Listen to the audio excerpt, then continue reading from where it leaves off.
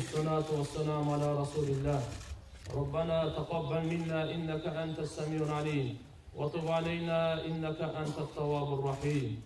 وجرتنا الله شكرا تلاوة القرآن وصوابترون aytılgan жақсы сөздерден кылынган жақсы иштер. Аллаху Таала ла хайр халқихи Мухаммад ва аля алихи ва асхабихи ажмаин. Амин. Амин. Бирахматика я архамар рахим.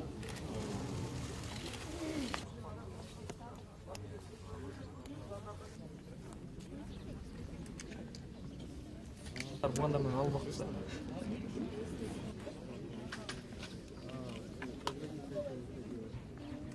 Мага айтпай эле кеттир. 6 күнү жумушка чыкмак экен, 7-да жумушка чыкмак экен. Мушталар чалып.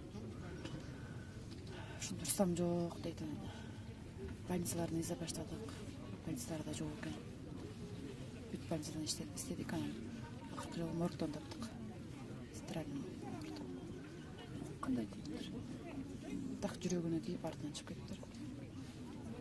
Ошо жалгыз бекем болчу. Эки-экиде туткан болчубуз. 2008-жылы. Мамам болсо 2010-дун май айында кызмат.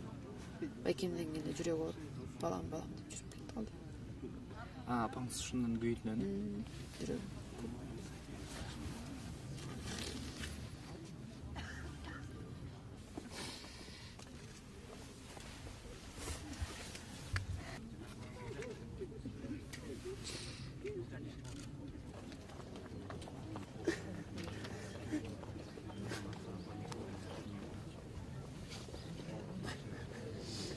Мындай да болчу. Жыл сайын тетиги площадьта барышып, сүйлөшүп, анан бияка келчү эле. Быйыл болсо аяка эч ким барбай эле мына бияка. Ушинтип эле жыл сайын унутулуп калып калат булар деле. Түз эле Атамбаевдин жогорку кеңешинин төрагасы бүт эле дачадан эле мына чыгып эле бияка келди. Площадька эч ким сөз сүйлөбөй эле. Бүгүн деле келип эле кетип калды. Бүгүн деле келип кетип калды. Бүгүн показухада болчу. Кыргыз элин бүт бардыгы ыйлаган ошол жерденчи. Бүт бардыгы бир эле алар эмес, чоңдор алардын жүрөктөрүндө бар. Ыйлайт, алар да сыздайт. Эмне кылабыз эми? Жашоо ошо экен да. Ошол болбоду. Ошол экени ким кылды аны? Бакиев кылды.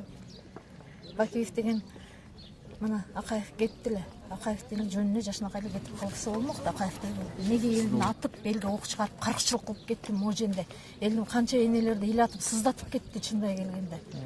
Бул жерде бүт Бакиевди деген ошол экен деген түбү тукуму курусун деп мен могу жерде ошентип айтам. Бирок эми мындай чинопочитаниеда бир бийликке кошомат кылуу. Мына тетиякта ак калпак кийип жүздөгөн чиновник күтүп турушту. Президент келди, премьер келди, анын артынан келди дагы 5 мүнөткө окуду дагы кайра кетип атат. Бул деген ушул балдардын ар бирөөүнө келип койбойбу? Ар бирөөүнө келип карап, көз жаштарын кичине төгүп, ушул балдардын арбагы менен, ушулардын эрдиги менен ушул бийликтегилер отурат.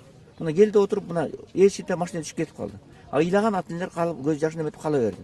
Өлгөн балдар жатып калды. Ата-энелер кала берди. Маселе чечилген жок. Өлтүргөндөр камалган жок, туурабы?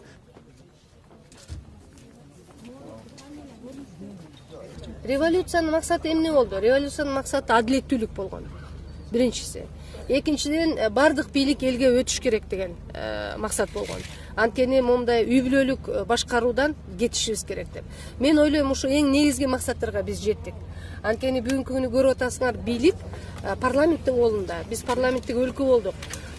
Значит, биз ошо элдин бийлигин элдин колуна бийликти бердик.